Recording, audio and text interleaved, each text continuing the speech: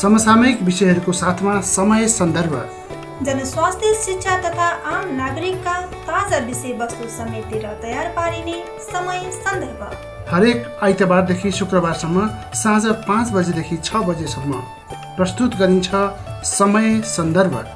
समाजका विभिन्न विषयलाई जस्ताको त्यस्तै प्रस्तुत गरिने समय सन्दर्भ। स्वदेश तथा विदेशका श्रोताहरूको सहभागिता, स्वास्थ्य कर्मीहरूको परामर्श लगायत देशमा भएको सामाजिक विकृतिका बारेमा समय सन्दर्भ।